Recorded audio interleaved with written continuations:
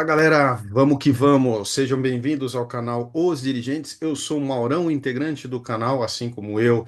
A gente tem também o Fox, que é palmeirense, o Adenilson, que é São Paulino, o Júlio, que é corintiano, mas eu estou aqui para representar a maior nação do mundo, que é o Flamengo.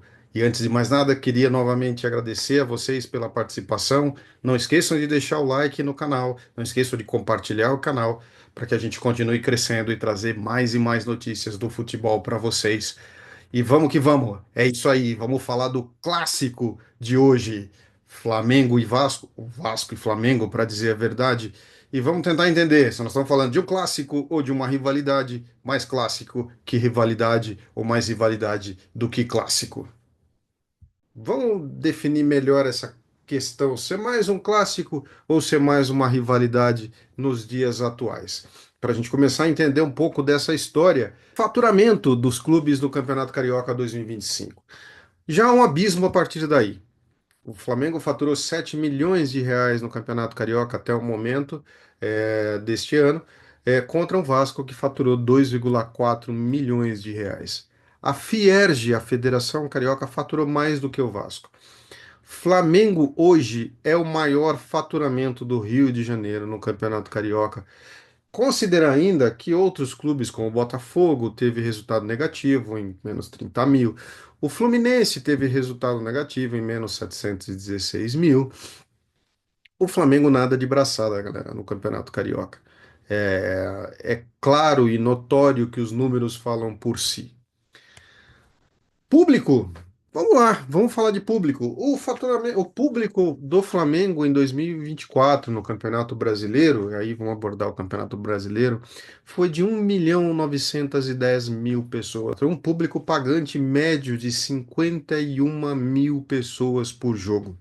Contra um Vasco da Gama que levou 672 mil pessoas ao estádio ou aos estádios durante o período de 2024, com um público médio de 21 mil pessoas. A gente aí é o dobro e mais ainda, né? Quase pouco mais a gente faria 3 vezes mais do que é o Vasco da Gama em termos de público pagante. O Flamengo carrega muito mais gente para os estádios hoje do que o Vasco da Gama.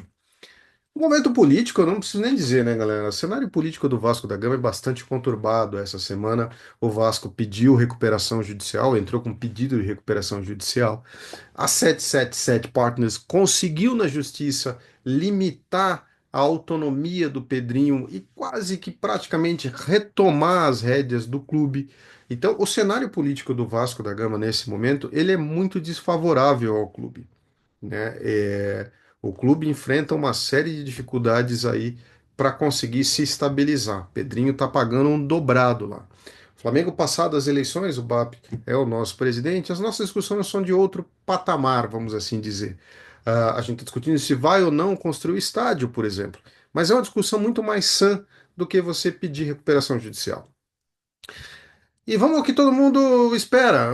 Como é que estão os dois clubes aí quando se confrontam diretamente? Os últimos 30 jogos entre Flamengo e Vasco foram da seguinte forma: 17 vitórias para o Flamengo, 2 vitórias para o Vasco e 11 empates. O abismo é gigante entre os dois clubes, óbvio e notório. Isso não dá para negar. O momento do Flamengo é muito melhor. A expectativa que eu tenho para o jogo de hoje é que o Flamengo faça jus a esse momento. A gente consiga impor o nosso jogo, ainda que o Vasco tenha tentado atrapalhar a nossa situação, colocando o jogo lá no Newton Santos, num gramado sintético e tudo mais, mas isso atrapalha os dois clubes. Mas acho que é muito mais prejudicial o Vasco. Felipe Luiz está discutindo quais são os jogadores que ele vai colocar em campo que melhor se adaptam ao gramado sintético para preservar os jogadores, já que o segundo jogo é no Maracanã. Não, assim, hoje a possibilidade maior é o Flamengo fazer o jogo do Flamengo, que é o jogo que o Felipe e o estilo de jogo que o Felipe Luiz tem imposto aos jogadores do Flamengo e que estes jogadores têm assimilado muito bem, e fazer novamente um grande jogo. Espero que ninguém se machuque nesse jogo, que ninguém seja expulso nesse jogo, que a gente não tenha mais confusão nesse jogo. Mas a grande probabilidade é que o Flamengo saia com um resultado positivo. Mas se tudo der errado no universo e o Flamengo ainda assim não conseguir um resultado positivo nesse jogo, isso não é uma catástrofe para o Flamengo. Isso não é o desesperador. Acho que a gente tem um time muito bem preparado psicologicamente e tem se preparado muito bem para a temporada de 2025. Temporada de 2025, para nós, por enquanto, tem sido espetacular. A gente já ganhou nas mãos do Felipe Luiz. O Felipe Luiz já está com mais de acho que 22 jogos, ele tem agora sem derrota desde que ele assumiu o time principal, que é bastante positivo, bastante salutar.